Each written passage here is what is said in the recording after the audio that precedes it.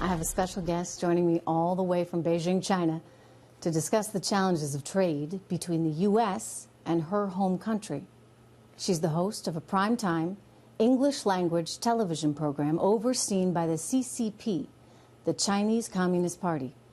And though she and I may not agree on everything, I believe this is actually a really unique opportunity, an opportunity to hear a very different view.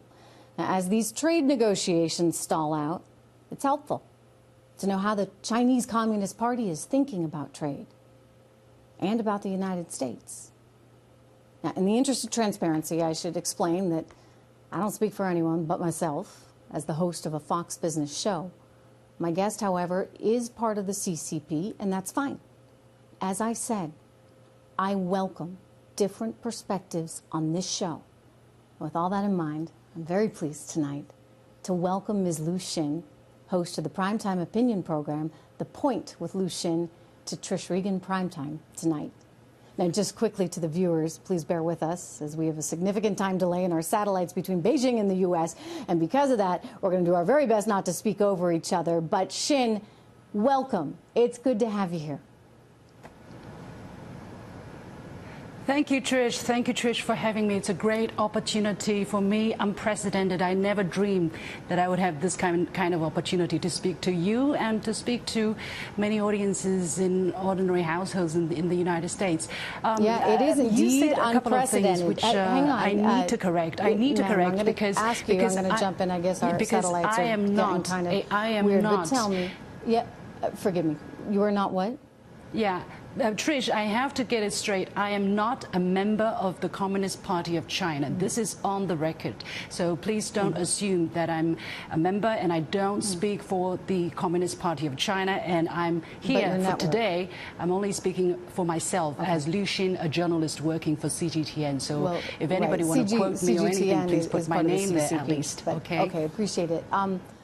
What's your current assessment of where the trade talks actually are right now? Do you believe, give me your current assessment of where we are on these trade talks. Do you believe a deal is possible?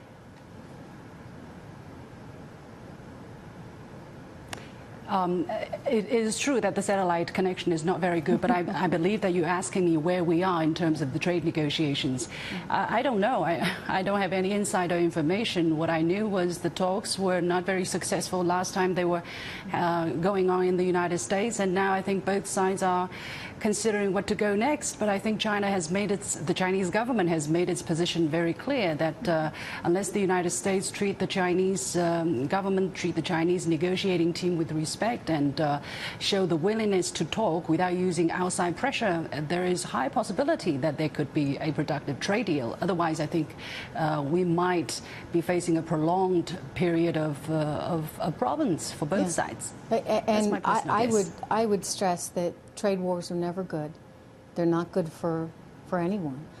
So I want to believe, Xin, I want to believe that something can get done. And these are certainly challenging times. I realize there's a lot of rhetoric out there.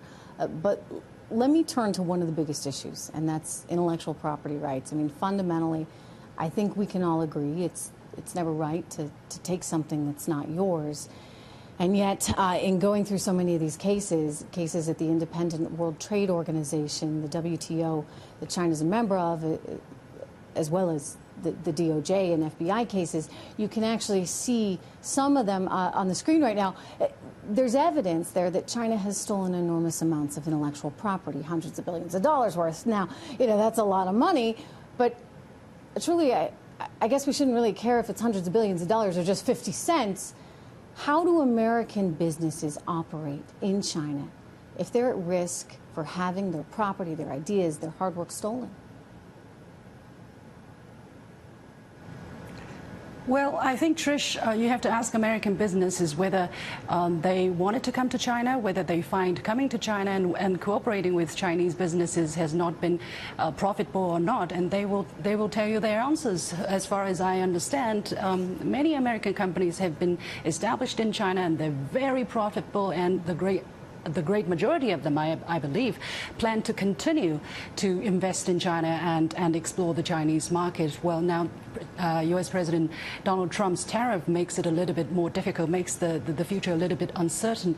I do not deny that there are IP infringement, there are copyright issues, or there are piracy, or even theft of commercial secrets. I think that is something that has to be dealt with, and I think the Chinese government and the Chinese people, and me as an individual, I think there's a consensus, because without the protection of IP right, nobody, no country, no individual can be stronger, can develop itself. So I think that is a very clear consensus among the Chinese society. And of course, there are cases where individuals, where companies go and steal, and I think that's a common practice probably in every part of the world. And there are companies in the United States who sue each other all the time over infringement on IP rights. And you can't say, simply because these cases are happening, that America is stealing, or China is stealing, or the Chinese people are stealing.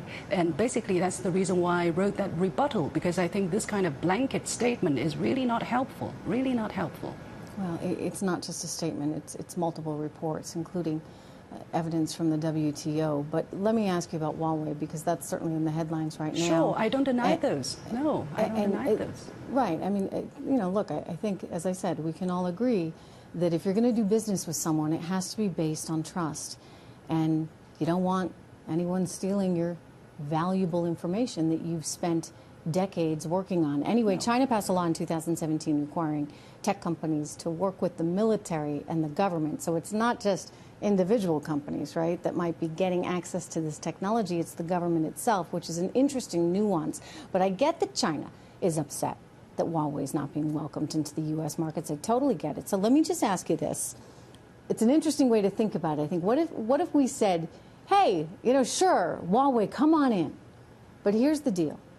You must share all those incredible technological advances that you've been working on. You got to share it with us. Would that be okay?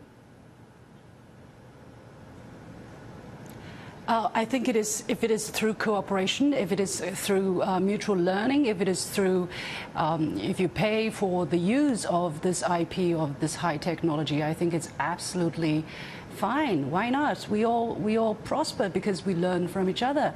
I learned English because I had American teachers. I learned English because I had American friends. I still learn how to do journalism because I have American copy editors or editors. So I think that's fine so long as it is not illegal. I think everybody should do that, and that's how you get better, right? But you mentioned something pretty important, which is that you should pay for the acquisition of that. And, look, I think that the liberalized economic